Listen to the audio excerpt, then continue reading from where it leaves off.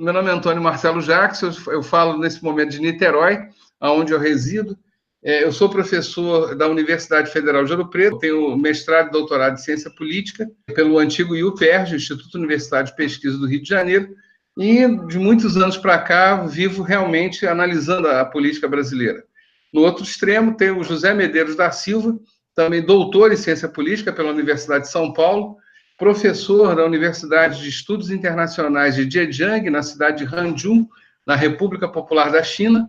Eu, na noite de domingo, 7 de outubro de 2018, e o José, na manhã de segunda-feira, dia 8 de outubro, do outro lado do planeta, literalmente, e nós vamos tecer alguns comentários. Eu aqui no Brasil, vivendo essa situação toda que nós estamos vivendo aqui com as eleições, e o José, como brasileiro, como uma pessoa antenada, atenta à realidade brasileira, mas com um ponto de vista privilegiado, que é estar fora do país e ainda acrescentar elementos de política externa a essa análise. Então, feitas as apresentações, acho que eu fiz direitinho.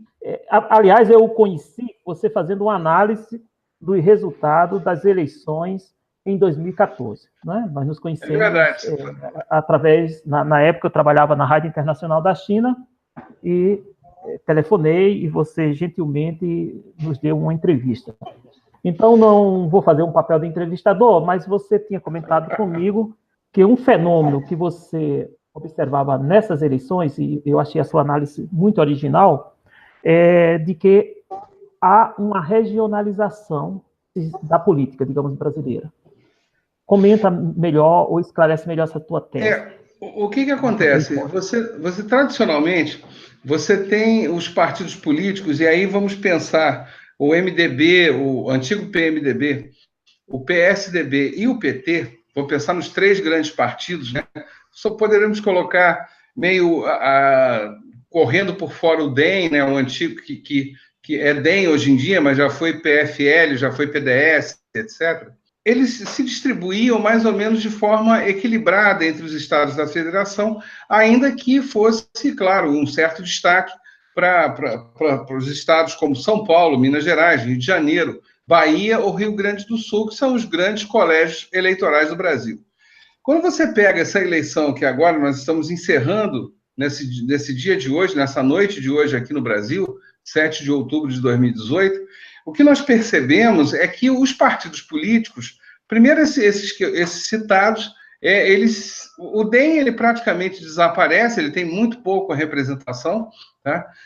O PT, o PSDB e o MDB, eles estão distribuídos por vários estados. Eu nem me refiro aos candidatos ao Senado, curiosamente, acho que o grande vitorioso vai ser a Rede. E isso em primeiro lugar, quer dizer, há uma distribuição, o próprio partido do candidato que está liderando a pesquisa, o Jair Bolsonaro, que é o PSL, né? O PSL está com vários candidatos em Rio, São Paulo e alguma coisa em Minas, mas ele não tem grandes representações de deputados federais, vamos deixar claro aqui, tá? Nos outros estados. Acho que ele elege até um senador, se eu não me engano, ou um ou dois senadores, mas efetivamente a coisa vai parando por aí. Então, quer dizer, você tem uma concentração de votos do PT no Nordeste, com certeza. O PT elege, acho que 5 deputados federais para São Paulo, 5 ou 6, vai eleger 5 ou 6 no Rio Grande do Sul, e o restante vai estar distribuído, por isso, muito no Nordeste, com certeza, tá? Você tem o PSDB como um grande derrotado nessa eleição, porque mesmo que ele coloque o João Dória no segundo turno, liderando as pesquisas em São Paulo, ele está no segundo turno em Minas, mas como segundo colocado, muito numa eleição surpreendente lá com o Partido Novo, né, liderando toda a apuração de votos. Então, quer dizer, você tem... em primeiro lugar, esse quadro. Né? Essa é a primeira situação que a gente percebe. Os partidos, então, eles se transformam em partidos regionais, quer dizer, eles estão muito fortes em certas partes do país, eles não têm mais uma representação equilibrada por todo o território. Ora, isso tem uma consequência prática, né? E que consequência é essa? Quando você pensa que esses deputados, tradicionalmente, quando eles entram na Câmara, eles estão muito mais preocupados em dilapidar o orçamento da União, tentando buscar recursos para as suas unidades da federação, na hora em que você tem essa fragmentação partidária, é quase que você inviabiliza, né, qualquer projeto nacional. Você vai estar pensando muito nas suas regiões. Isso é fato. Quer dizer, pensando aí de uma maneira bem pragmática, tá? Sem ideologia nenhuma, e pensando na atuação tradicional de deputados federais, que acaba acontecendo no Congresso Nacional. Essa é a primeira constatação da eleição de hoje.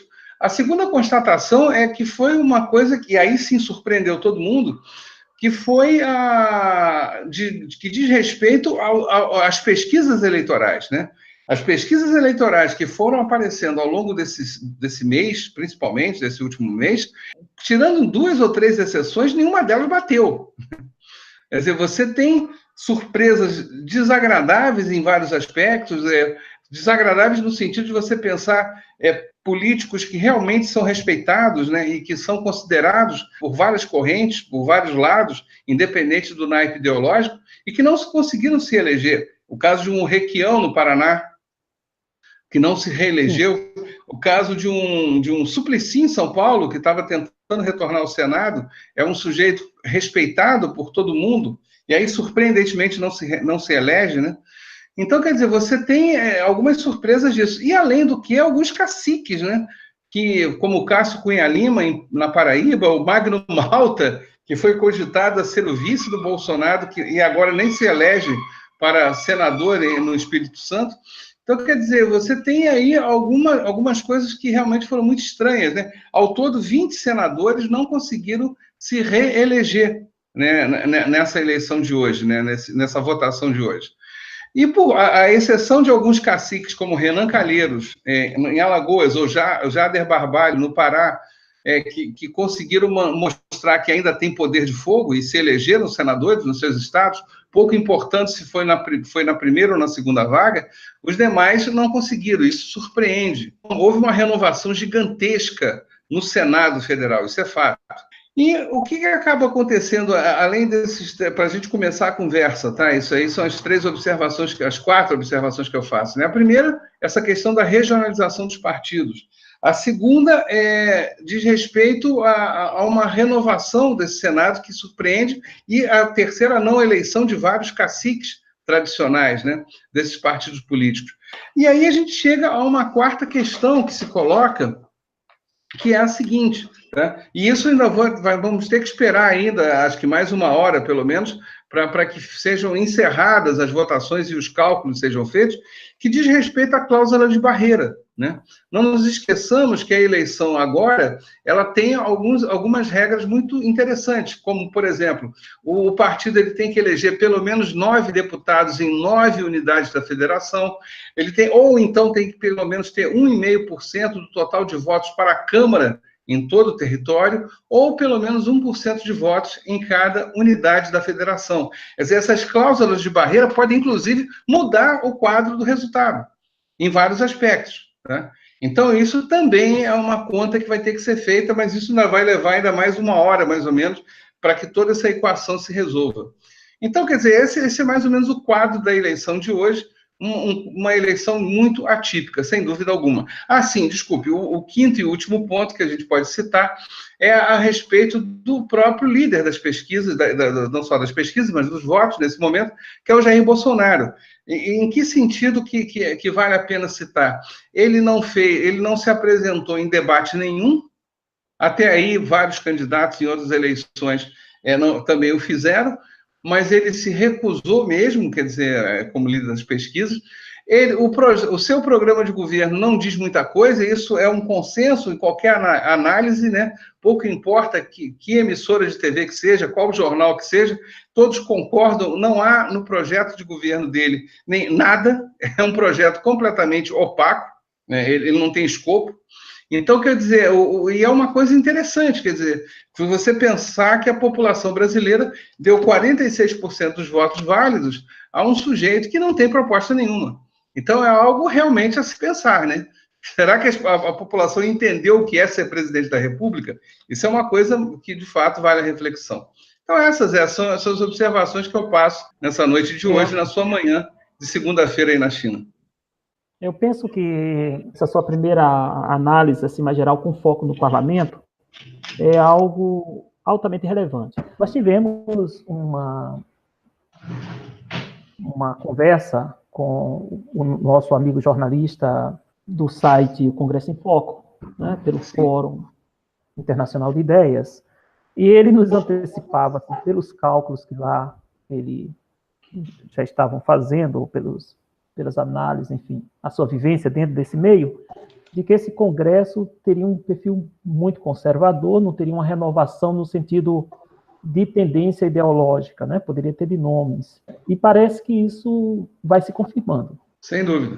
Então, a questão que eu gostaria que você também comentasse, fazendo um pouco aqui um papel de entrevistador, é como esse Congresso que sai agora dessas urnas, ele vai também influenciar na decisão para o segundo turno entre o Haddad e o Bolsonaro. Ou seja, o cenário para o Haddad, na minha percepção, não é um cenário nada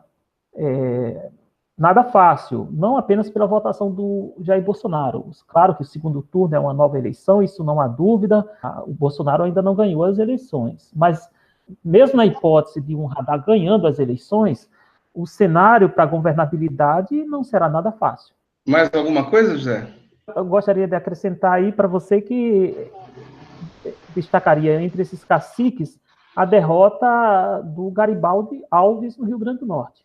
Sim, sim. Não é uma derrota pequena, né? O Garibaldi já foi presidente do Senado, a família Alves, que está aí há muito tempo, ocupando os cargos aí importantes. O próprio Henrique Alves foi presidente da Câmara, que agora, né, não sei se está preso ou foi solto, mas enfim. Isso é uma derrota muito significativa, então foram duas senadores eleitos que tiraram um pouco esse grupo, né? Tanto o Garibaldi como um ex-governador lá, o Geraldo Mello, também foi derrotado. Uma derrota também importante que não pode deixar de ser analisada é a derrota da Dilma para o Senado em Minas. Eu penso que o PT, vamos esperar, claro, o final do segundo turno, mas pelo resultado desse primeiro turno, nós já podemos concluir que, em relação ao primeiro turno, a estratégia do PT do Lula foi uma estratégia equivocada politicamente. Eles pensaram que teriam uma força, eles não foram capazes de dimensionar essa onda conservadora, né? E eu digo isso nas negociações antes do lançamento da candidatura do Haddad, quando, por exemplo, um Ciro foi excluído praticamente do processo, quando se fechou, né, o acordo com o PSB e neutralizou-se o PSB. Né? Isso, quem faz esse contraponto é o próprio ideólogo do Ciro, né, aquele nosso amigo lá, Mangabeira Unger. Ou seja, teremos muitos elementos para analisar no dia de hoje. Eu estou aqui acompanhando com muita atenção mesmo o resultado das eleições em Roraima, para senador. Isso que eu ia falar, o Romero Jucá acho que não está sendo eleito. Mas é uma questão de 500 votos, então digamos assim, os 48 do segundo tempo, né? Não, em relação ao Jucá, quer dizer, é uma pessoa muito querida, né, muito benquista, né, por todo mundo, né, ele sempre dizia, num passado aí, pouco importa o governo, eu é que serei o líder, né, e até foi mesmo, verdade seja dita, é um sujeito claro.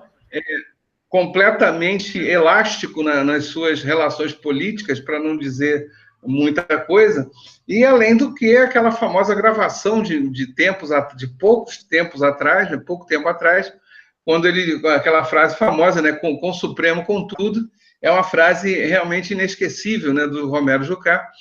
Então, mas não deixa de ser curioso e não deixa de ser saboroso ver alguém perder uma eleição por tão poucos votos, né? Mas, de qualquer maneira, ele entraria para uma lista que tem o Garibaldi, conforme você chamou a atenção, que tem, enfim, o Cássio Cunha Lima, que tem Magno Malta, que tem uma lista bem razoável aí de caciques, né?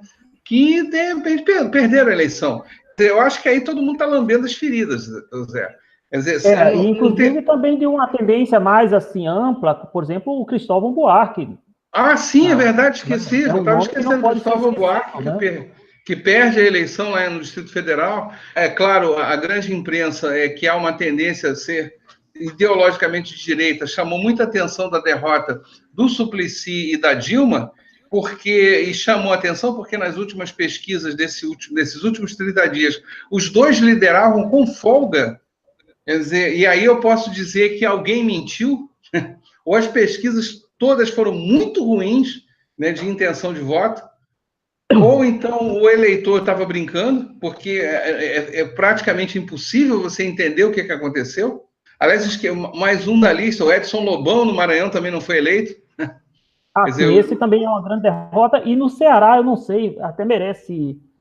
vou dar uma olhada aqui no Ceará, porque nós tínhamos o atual presidente do Senado, né? Eunício, né? Não vai ser eleito. Ou seja, também foram pessoas que comandaram todo aquele processo de impeachment, tudo mais, sim, né? Sim. E que estão saindo da cena. O prejuízo foi para muitos, né?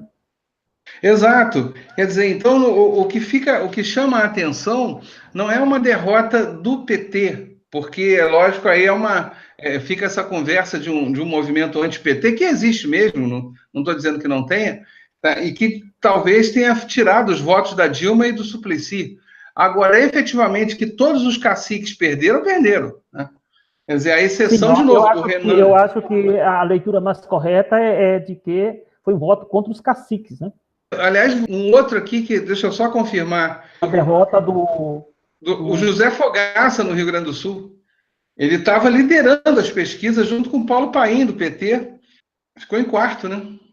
Em Goiás também, uma derrota ali de uma dinastia. E também uma dinastia mais ao lado do PT, que não pode ser deixada de fora nessa análise também, que é no Acre. O PT no Acre estava no governo já há muitos anos, né? Exato. E não fez nem não conseguiu eleger o senador, não conseguiu ser reeleito, o Jorge Viana. O Jorge Viana, particularmente, que é uma liderança nacional, né? Nós estamos falando de lideranças regionais com influência nacional, né? Exato. Então, quer dizer, no final são todos lambendo as feridas, né? Mas vamos lá, vamos tentar primeiro responder a tua pergunta a respeito da questão do Congresso, não é isso? O que está demonstrado, e aí para responder essa pergunta eu acabo tendo que me inserir na segunda pergunta que você fez, que é a respeito das campanhas, do uso das mídias, das redes sociais, do não uso da televisão e tal, é que o que aconteceu, tá? Agora vou começar pela segunda para poder responder a primeira. Você tem um candidato que não tinha tempo de TV, né?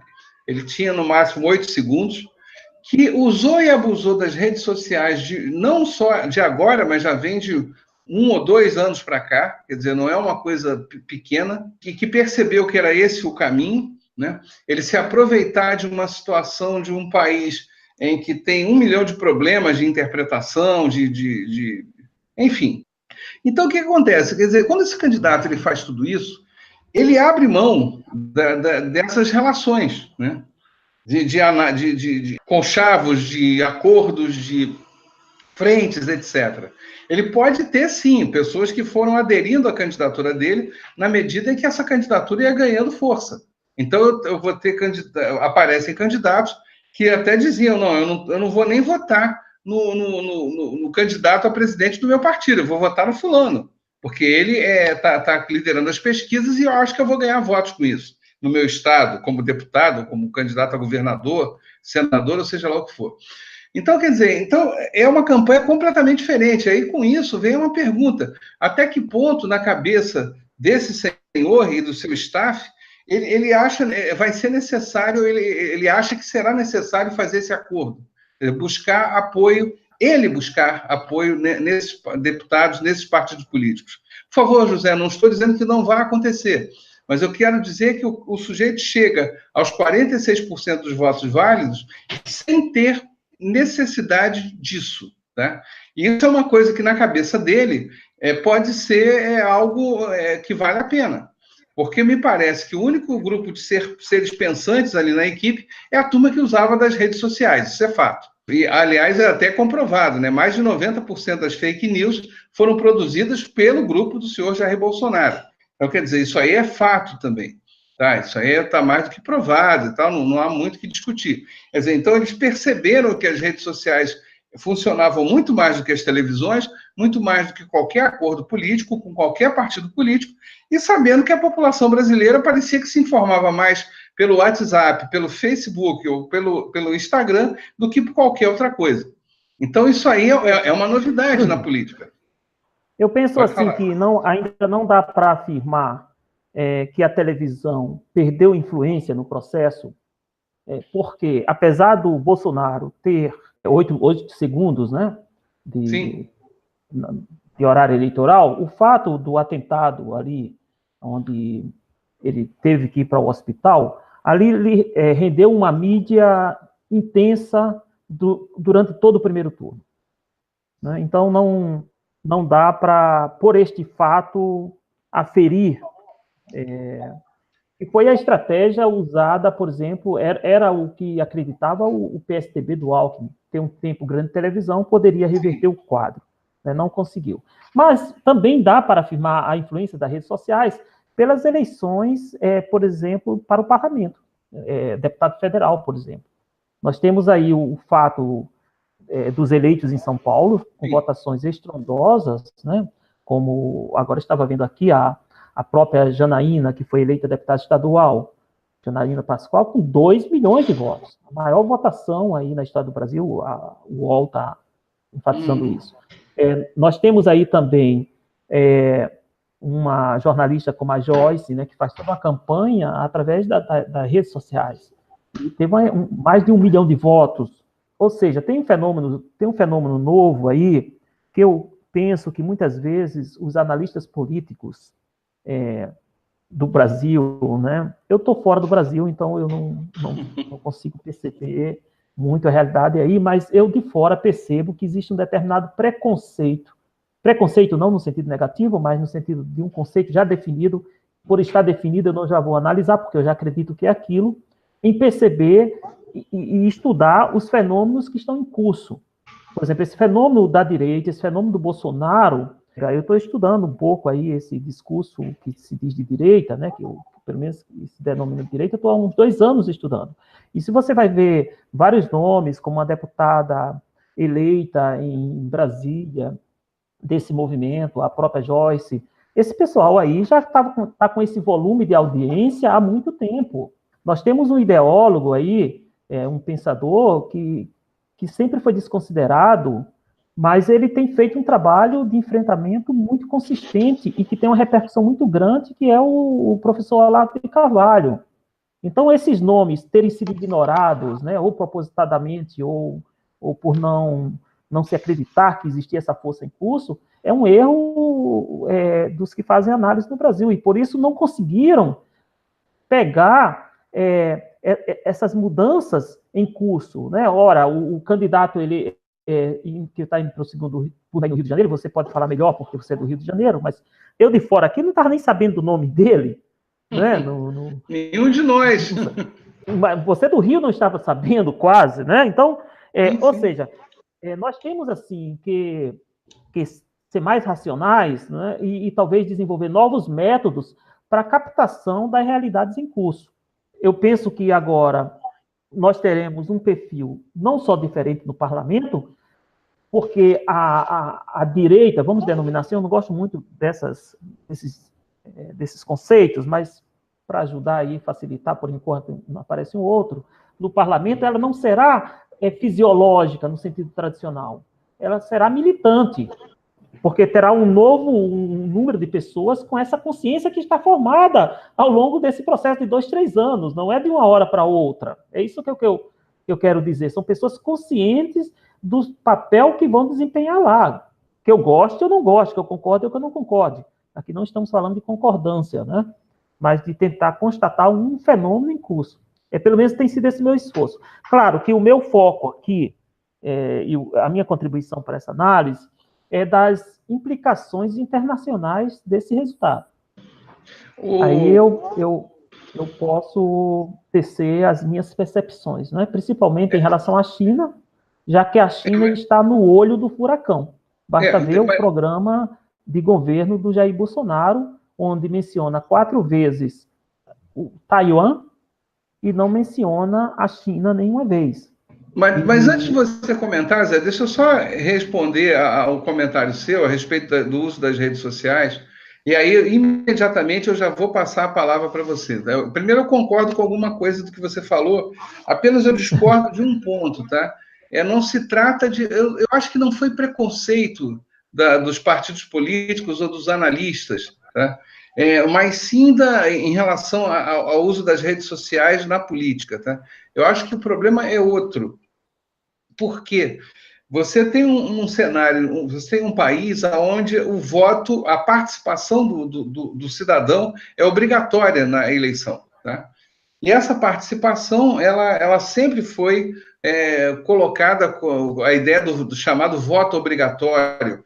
E uma população que não lê, uma população que se informa tradicionalmente pela televisão, tá? Ou pelo rádio, quando muito. Né? O jornal, praticamente nada, revistas nada, livros, muito menos e tal.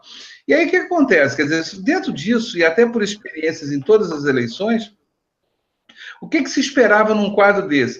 Que a população acabasse sempre se voltando, sempre se fiando como principal referência na sua forma de escolha na televisão, notadamente. Tá? E aí o que acontece? O que existiu, não acho que tenha sido preconceito, mas simplesmente se pensar o seguinte, olha, apesar dos smartphones terem se popularizado no Brasil, quer dizer, ninguém botou na ponta do lápis essa conta. Tá? Até que ponto está sendo... Faltaram estudos nessa direção. Exato, exatamente. Em segundo lugar, você também tem uma outra coisa que pesou aí e realmente é muito estranha. Né? Até o dia 26 de setembro, havia lá um percentual do Jair Bolsonaro, que estava em 20 e poucos, perto de 30%, 26% ou 28%, e que desses aí colocava-se o quê? Em torno de uns 20%, com toda certeza, que é daquele turma que de fato acredita num modelo de extrema-direita, quer dizer, e que o Bolsonaro representa isso, e que havia um tanto aí de agregados, uns 8% de agregados que estavam no roldão da história. Ora, o que tem o dia 26 de setembro? Foi o dia das grandes manifestações que aqui ficaram conhecidas como Ele Não, né, das mulheres se organizando contra as falas misóginas do senhor Bolsonaro. Ora, o que aconteceu ali de forma surpreendentemente negativa? Parece que houve uma reação machista a esse tipo de manifestação, tá?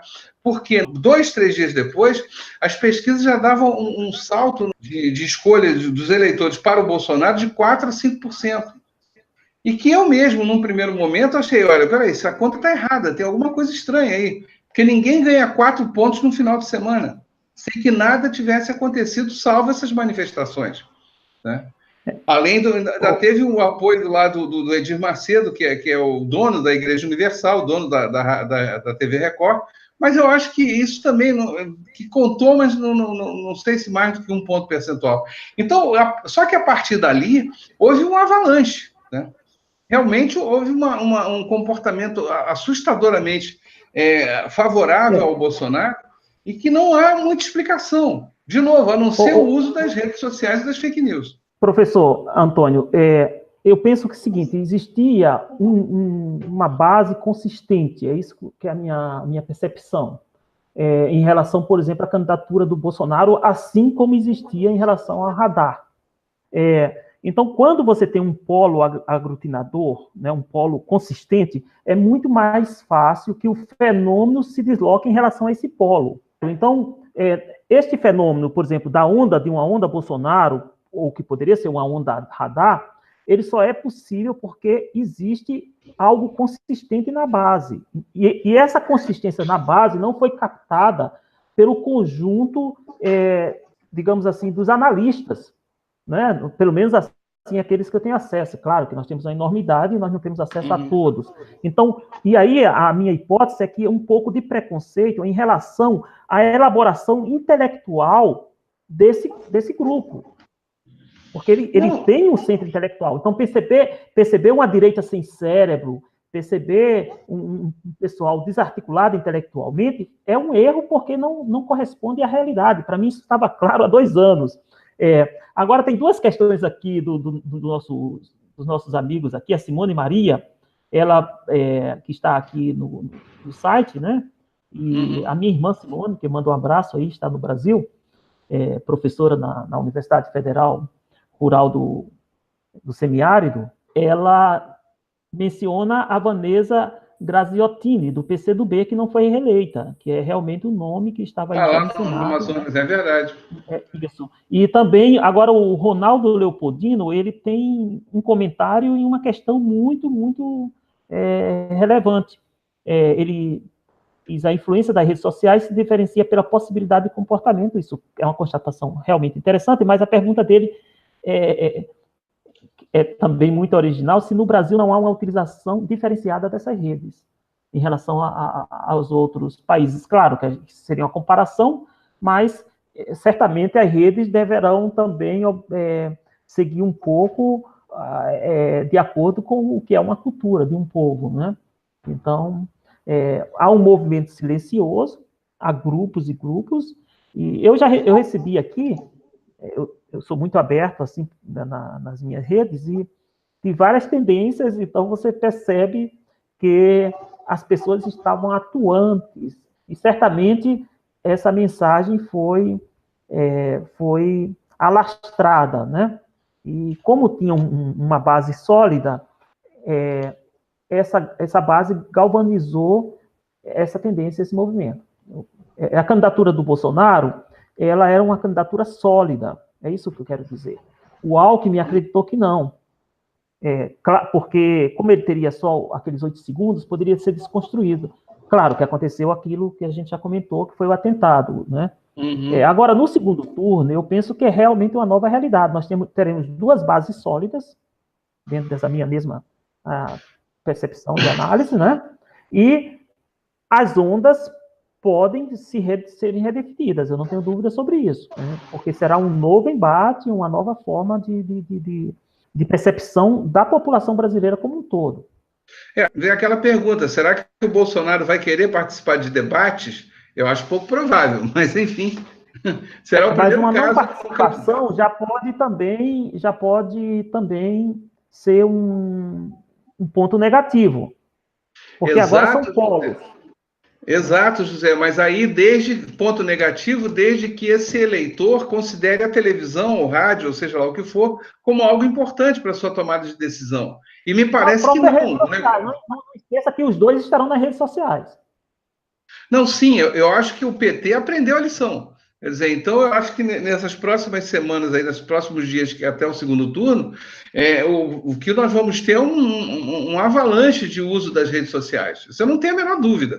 Eu acho que os dois, tanto o Bolsonaro quanto o PT, eu não estou aí por dentro das campanhas dele, mas eu sei que eles vão, assim, se preparar muito, porque sabem que não será nada fácil. Não tem no primeiro momento, pós-resultado, esse oba-oba que já ganhou, mas na realidade nós sabemos que nada está ganho, né? Não tem nada resolvido. Isso eles sabem. Eu penso que a situação do PT, já falei, né, é mais difícil, não em relação ao segundo turno. Pode ter aí uma percepção, né, de que o Bolsonaro não tem um projeto, porque ou tem um projeto muito limitado. Ele mesmo afirma, por exemplo, em relação à economia, eu não sei muito, mas eu tenho uma pessoa que sabe, que é o Paulo Guedes, em relação a isso e aquilo, o que também precisa ser respeitado, porque essa ideia também de uma pessoa que sabe de tudo em todos os campos já não engana poucos, porque nós sabemos, pelas experiências concretas da nossa vida, que é impossível um ser ter um domínio nos diversos campos, né, do conhecimento. A questão é a composição, o que se objetiva. Agora, talvez uma parte do eleitorado brasileiro pró-radar, a estratégia vai ser canalizar nessa campanha fascismo, etc., contra direitos de minorias, mas essas pautas identitárias, elas não são suficientes, na minha opinião, para mudar o conjunto. O embate deve ser um embate econômico, um embate de projeto social, um embate de projeto para o Brasil. Quais as consequências, por exemplo, de um Bolsonaro, agora voltando naquela questão internacional, assumir a posição dele de uma aproximação com Taiwan? Quais as consequências quando você tem uma China que é o principal investidor no Brasil, ou pelo menos na balança comercial, é o principal parceiro comercial do Brasil? Será que ele considera que esse princípio de uma só China, que é a condição para que a China estabeleça relações diplomáticas com os outros países, é apenas uma coisa superficial ou é essencial para o padrão chinês? É essencial. A China não terá dúvida de cortar absolutamente tudo, seja na parte comercial, seja investimentos, se qualquer país reatar, por exemplo, relações com Taiwan. Né? Só para informar assim, aos nossos amigos, nós temos hoje 17 países apenas, muito pequenos, que mantêm relações com Taiwan. No último ano, nos últimos 2 anos, depois que a atual presidenta, o presidente, né, que é uma senhora de Taiwan, foi eleita, Taiwan perdeu 5 parceiros, como o Panamá, né, a República Dominicana, enfim, e alguns outros aí na África. Nós temos, assim, de países mais expoentes, um Paraguai, e na Europa nós ainda temos o Vaticano, só que com um detalhe, as negociações entre China e Vaticano foram reatadas, né? Agora no sínodo que está ocorrendo no Vaticano, desde as eleições, desde 1949, nós temos 2 bispos chineses participando. Então, isso não é um detalhe, não é discutido aí, né, no cotidiano de uma campanha, mas uma decisão nessa direção tem um impacto grandioso na questão econômica do Brasil. Eu acho que o embate vai ser expor as posições de cada um em relação a diversos pontos de interesse do Brasil. Eu sei, José, mas olha só, vamos colocar aí, como diz o esquartejador, vamos por partes, né? Em primeiro lugar, você está citando isso porque tem aquela famosa viagem de algum tempo atrás do Bolsonaro como deputado federal, e era uma viagem oficial, ele não estava como turista, né? Ele foi ao Japão e do Japão ele deu uma esticada a Taiwan, que já pegou muito mal perante o governo de Beijing, né? Isso você explicou maravilhosamente para mim várias vezes na sua posição privilegiada aí. A segunda é que no projeto de governo dele, ou nas falas dele, ele cita pelo menos 4 vezes Taiwan, e aí já vai além da conta, né? A pergunta que eu faço é a seguinte: será que o Paulo Guedes, que é o seu futuro ministro da Economia, caso ele ganhe a eleição, ele tem uma exata noção disso? Porque parece que o Guedes ele também não tem muita... A noção dele econômica é um pouco limitada, né? E com toda certeza, aí entra uma outra questão, o eleitor do Bolsonaro, esse não tem a menor ideia disso, né? Ele não acha, ele não tem noção dessas relações econômicas, relações comerciais e relações diplomáticas do Brasil com o exterior. Ele não tem noção de que acho que 25% ou quase 30% da balança comercial brasileira acontece com a China, que é o principal parceiro comercial brasileiro, já de alguns anos para cá. Isso para não citar o conjunto de investimentos da China no Brasil, né? E ele não tem a menor ideia da importância que a China dá à questão de Taiwan. Então, quer dizer, esse eleitor, se você chega para ele e fala, olha, tem esse problema, ele vai dizer, ele vai dar de ombros, eu não tenho dúvida disso, e vai dizer que isso é coisa de petralha, ou qualquer coisa do gênero, tá? Porque ele vai falar, não tem importância, não interessa que, se mais à frente o senhor Bolsonaro, vamos supor que isso aconteça, ele se eleja presidente, e aí resolva reatar as relações com Taiwan, o Brasil quebra economicamente. Nós dois sabemos disso, né? Eu, você e mais uma meia dúzia aí que tem a cabeça no lugar. Nós sabemos perfeitamente disso, porque se a China retirar os investimentos que ela tem no Brasil, e se ela romper os 25%, 30% de relações comerciais que ela tem, só o agronegócio, por exemplo, que está apoiando o Bolsonaro, vai à falência. A parte de commodities ligada à mineração fecha, não vai ter para quem vender. Então, quer dizer, isso não é pouca coisa, isso é uma coisa muito grave, é muito séria. Tá? Só que, efetivamente, a pergunta que eu faço dessa turma que votou hoje nesse sujeito via redes sociais, será que essa turma tem uma vaga ideia do que isso significa? Eu tenho muitas dúvidas com isso e várias certezas. Né? Eu desconfio, sinceramente, que eles não têm a menor ideia disso. Eles não acham isso importante. Eles acham importante o discurso quase ligado à testosterona do senhor Bolsonaro, tá? Aquela atitude aparentemente viril, e que no final não leva a lugar nenhum. Mas eles acham o máximo isso. Por quê? Porque aí vem um problema sério que passa como resposta a um comentário seu aí que você fez há poucos minutos atrás a respeito desse segundo turno. Debate sobre o Brasil. Ele tem projetos para o Brasil? Desconfio que não. Sabe? O Haddad eu acho que tem projeto. Eu tenho uma visão diferente. Eu tenho um ponto de vista diferente. Eu acho que existe sim projetos, mas nós não estamos assim acostumados a olhar esses projetos. Primeiro porque a tarefa de um candidato ele é a de ser eleito, mas tem grupos por trás, né? Tem pessoas por trás.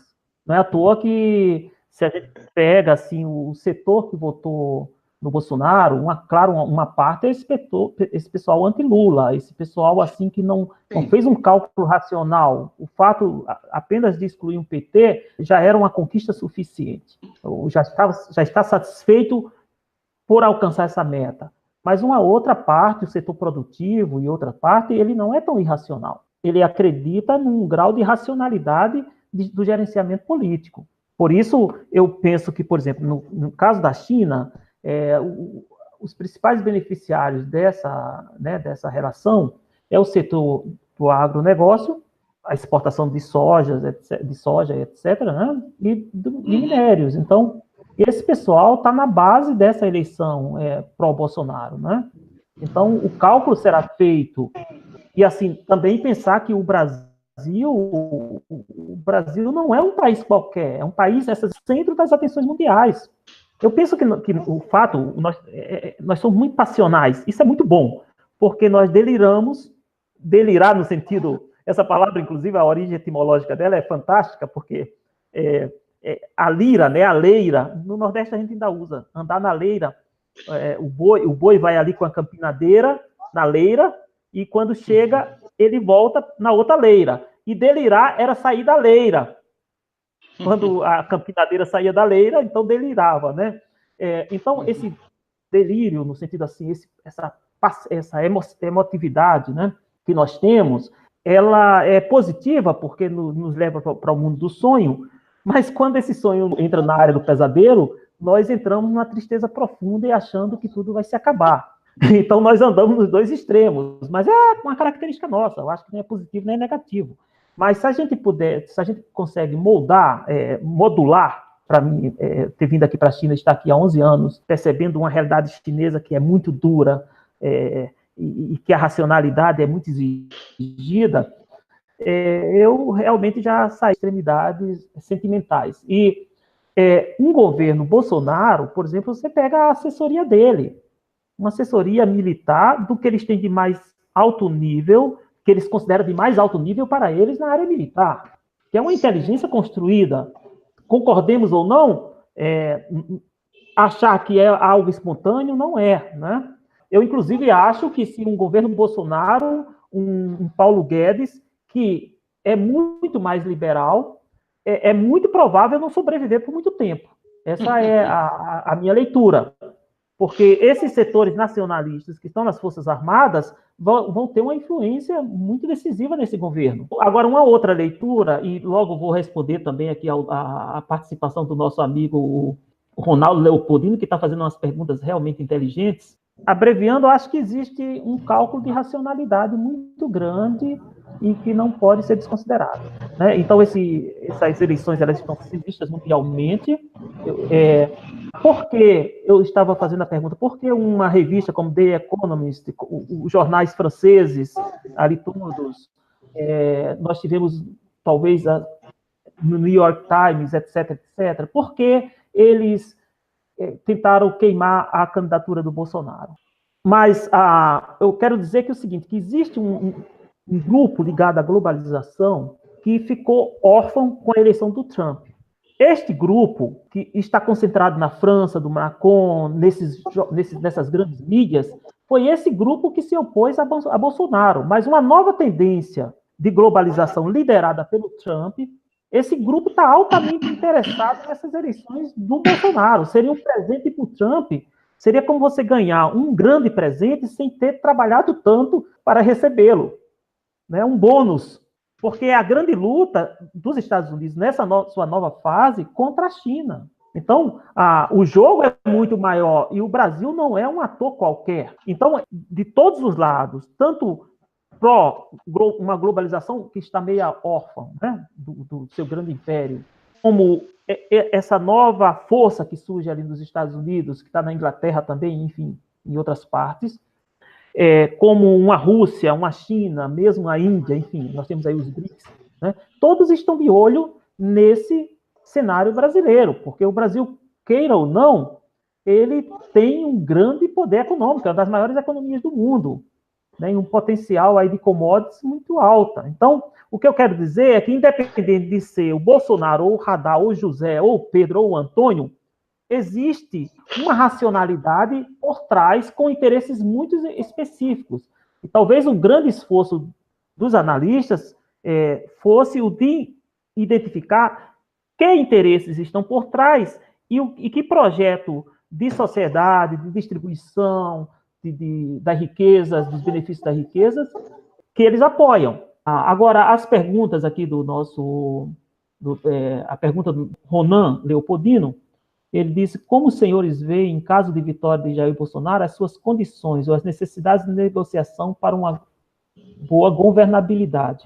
Ele também menciona aqui, por exemplo, confirmando aquilo que eu tinha, né, falado, a eleição dos deputados mais votados em São Paulo foi justamente o Eduardo Bolsonaro, para federal, e a Joyce Hasselmann, né? Todos dois do PSL. 2.800.000 votos, ou seja, quase 3 milhões, não pode ser desconsiderado. Agora, as condições de governabilidade é o seguinte: no plano internacional, não ir numa aventura dessa em relação a Taiwan.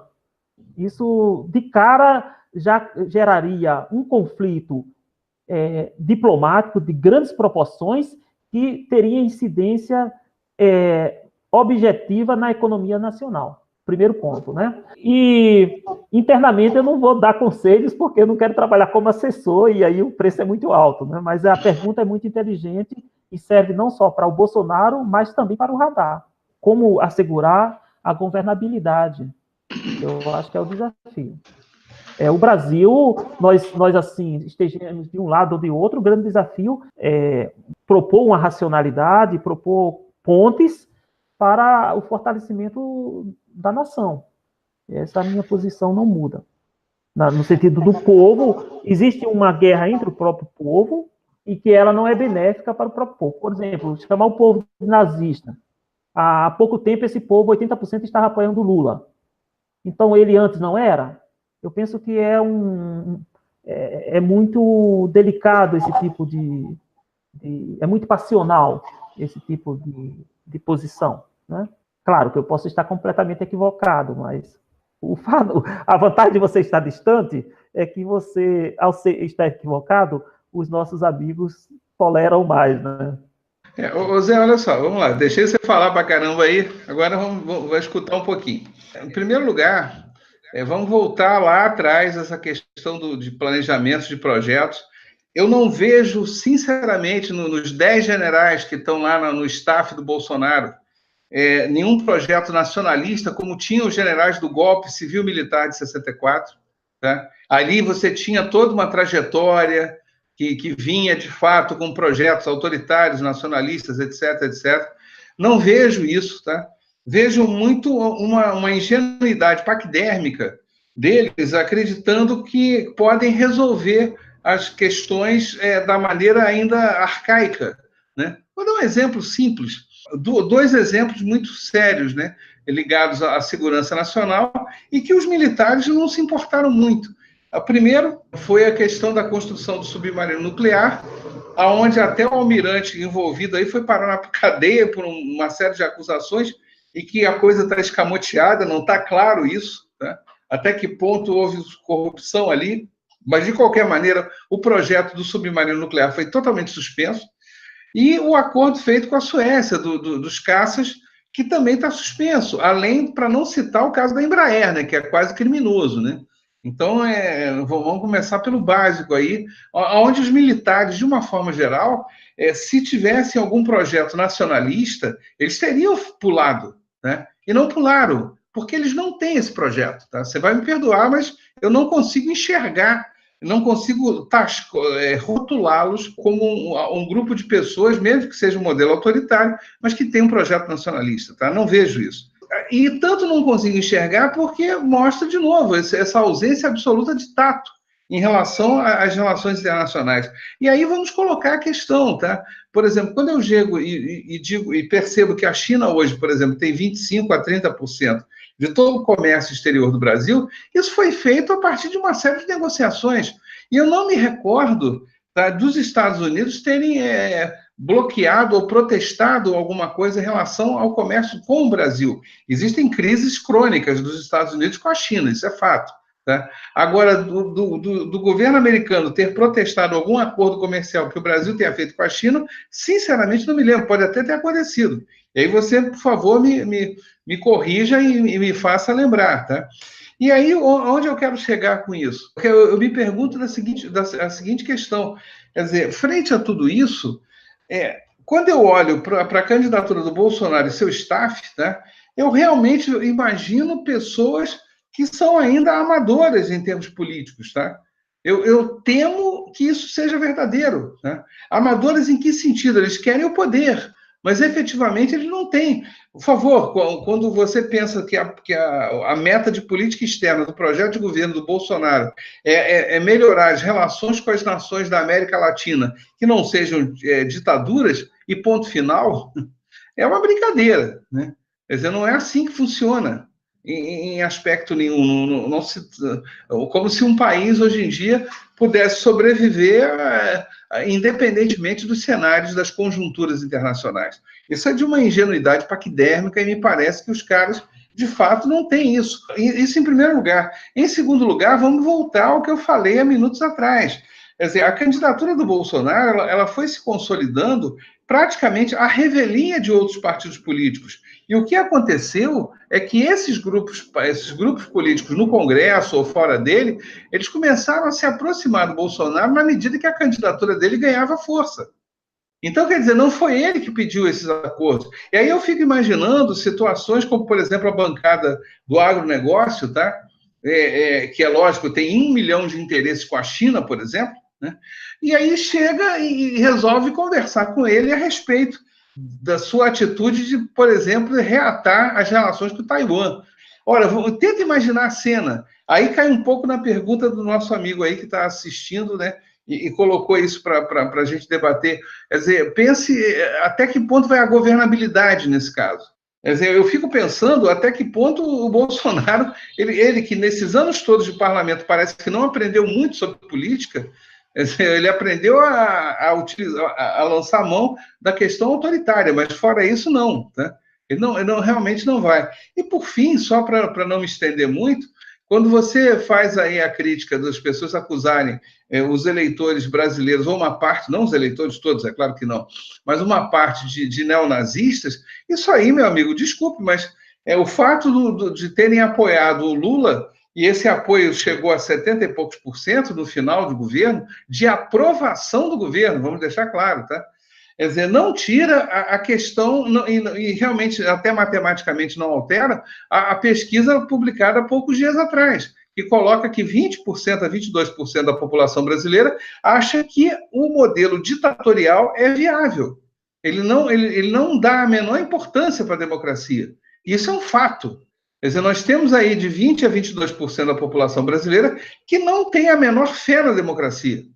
Que o único projeto de Brasil, se é que dá para chamar de projeto de Brasil, é um modelo tirânico onde alguém dê ordem e eles vão obedecer na maior alegria. E vão ficar alegres porque outros obedecerão também. Então, é uma coisa assim, me parece, no mínimo, masoquista. uma completa atitude de assumir, olha, eu não tenho competência para nada, porque eu não tenho capacidade de viver a democracia, as relações de custo e benefício de qualquer sistema democrático. Então, quer dizer, isso é uma coisa muito grave, e é um percentual muito alto para uma população, tá?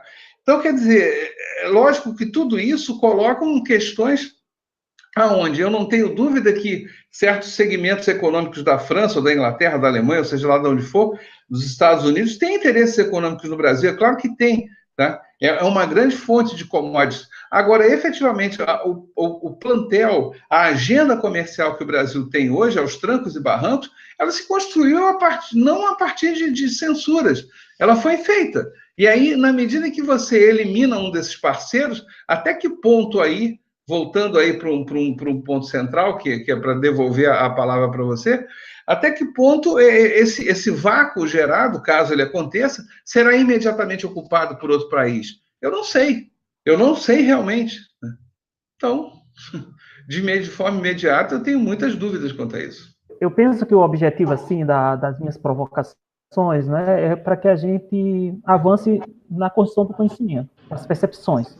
Né, porque claro. Eu acho que se a gente coloca uma hipótese e nega a outra, não nega, mas não coloca outra, o campo de visão fica muito restrito.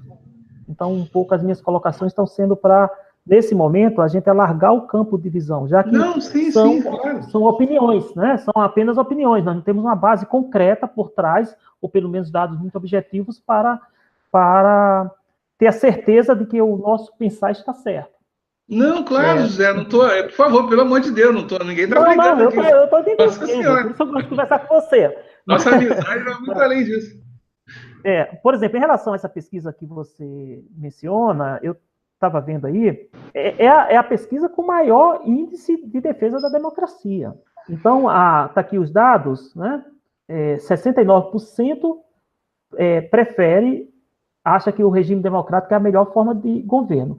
Tem 13% que diz que tanto faz. Ou seja, são aquelas pessoas indiferentes. O que é muito compreensível, porque, na verdade, um conjunto de brasileiros, eles não estão nem aí para o que passa no mundo político, porque essa política sempre o excluiu também. Então, não dá para ferir, né, que, por ele dizer tanto faz, que ele quer um outro sistema. Então, acho que é um índice muito positivo, contraponto aí nessa parte. Mas, agora, eu penso que ela corre riscos, sim. Esse aqui é o ponto. Seja por um lado, seja por outro, porque os extremismos, quando não aceitam as regras de um jogo, eles se enfrentam para fazer predominar suas próprias regras. Isso também é legítimo. Isso também é legítimo do ponto de vista social. A Revolução Francesa foi isso. Não estou aqui também dizendo que o status quo não deva ser alterado. Não é nada disso. Mas é necessário compreender que haverá um embate, inclusive físico, e aquela força, como dizia... Isso está registrado de forma magistral num diálogo ali que tem do nosso amigo escritor Machado de Assis, né, que é ao vencedor as batatas. Então, as duas tribos ali se degradando, só tinha aquelas batatas suficientes para alimentar uma, então vamos disputar. Aquela que vencer continua a vida, e aquela que perder vai ser exterminada.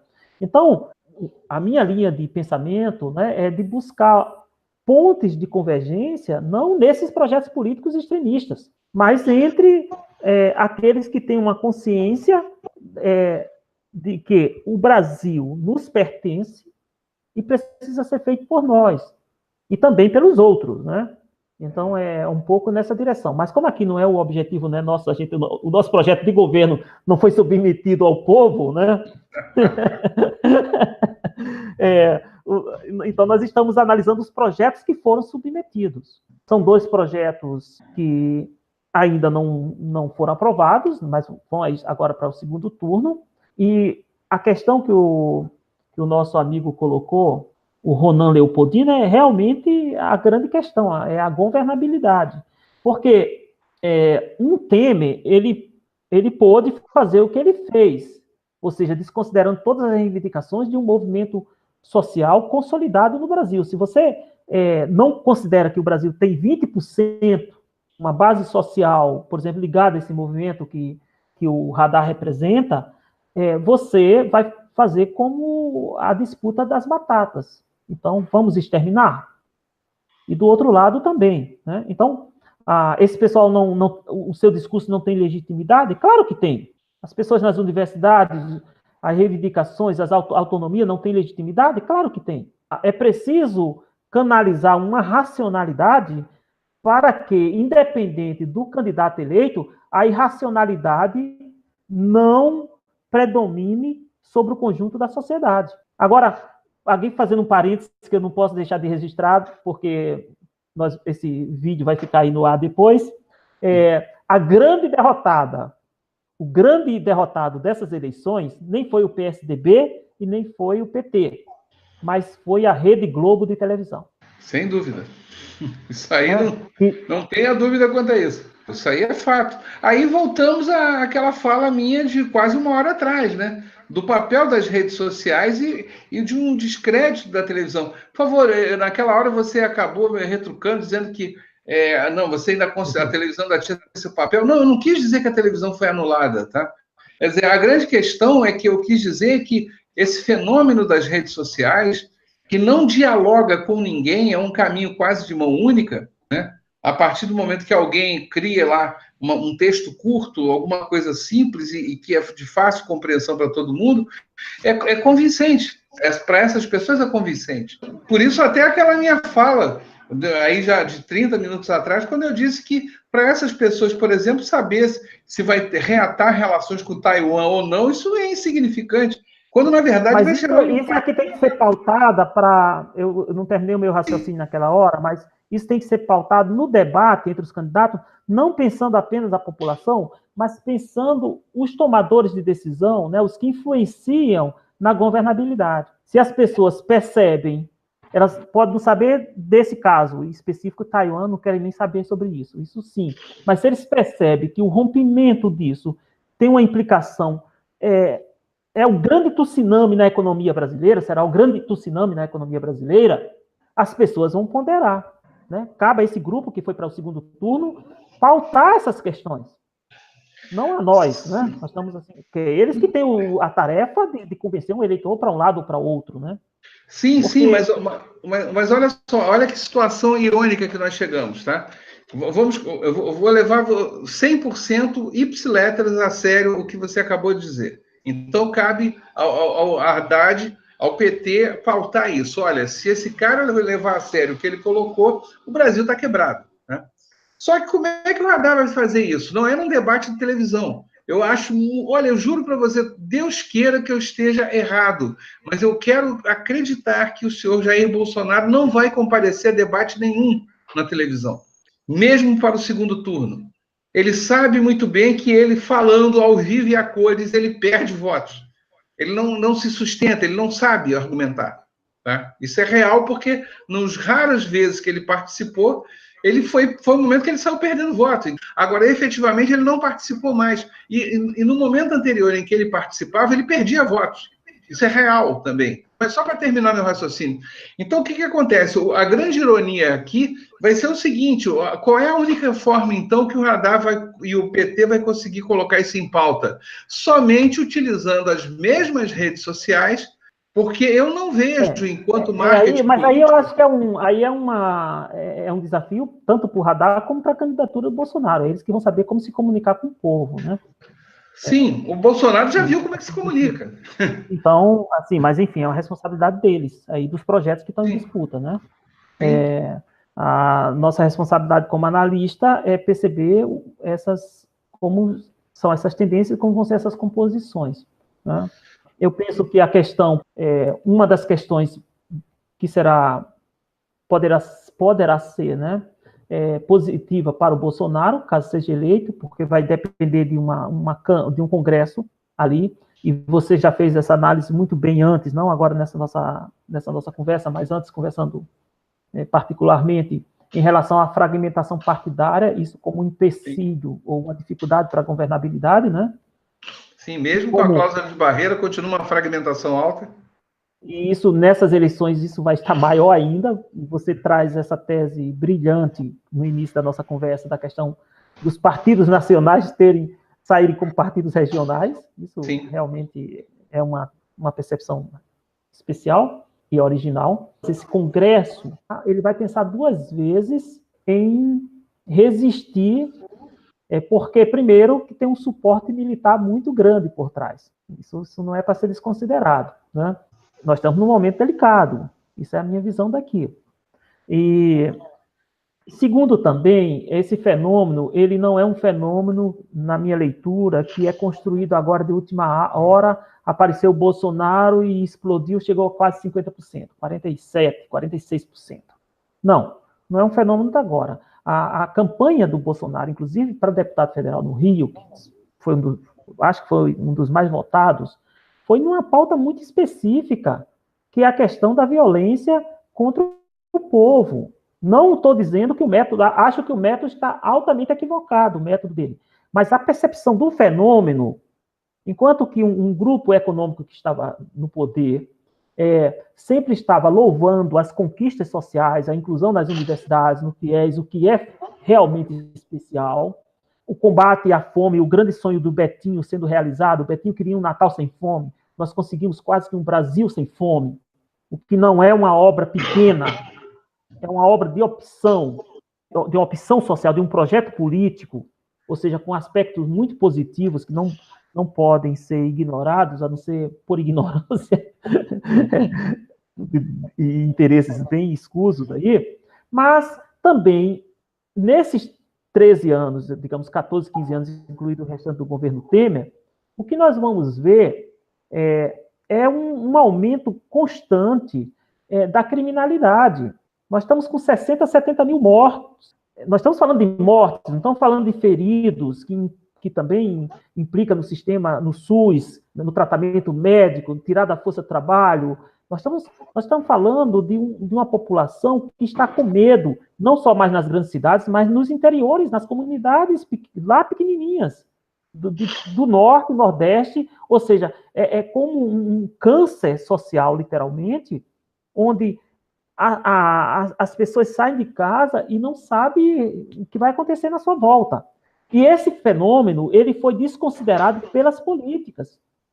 Foi a mesma coisa do fenômeno da fome, que foi desconsiderado nas políticas anteriores, né? Então, achar que a pessoa que está com fome vai esperar que a economia cresça, que haja uma distribuição de renda, e aí vai melhorar tudo para eles, que pode passar 30, 40 anos, é de uma bobagem, é de não conhecer a realidade. É a mesma coisa achar que aquele cidadão comum, aquela pessoa que sai para trabalhar, está no ponto de ônibus ali, vem ter um assalto, ela não fica atordoada com essa situação, querendo mudar essa situação. Claro que ela pode estar caindo no equívoco de achar que aquela proposta vai solucionar, que eu acho que não vai, né? Mas esse fenômeno desse medo, ele explica também o porquê dessa opção. E não pode ser desconsiderado por qualquer força que queira pensar o Brasil. Tá certo, Zé. Olha só, já estamos conversando há quase uma hora e meia, né?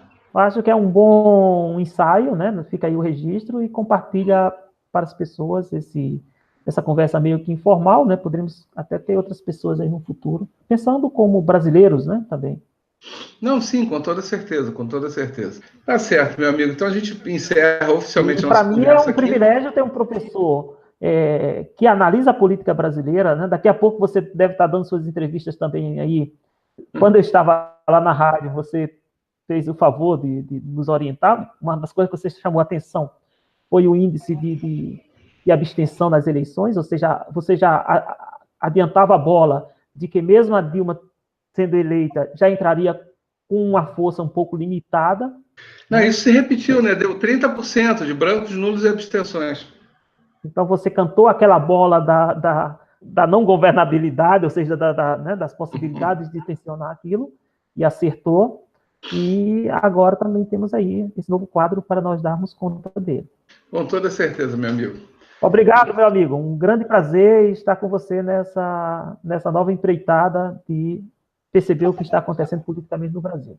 Tá sendo uma ótima segunda-feira para você aí, eu que estou terminando com enxaqueca essa noite de domingo. Olha, aqui. Tem que ser com enxaqueca mesmo. Eu estou tomando um chazinho, você está tomando, parece que um vinho. Um vinho aqui, claro, porque aí só vinho mesmo para a gente terminar a noite, com certeza. E... Tá certo. Um grande abraço, meu grande amigo. abraço.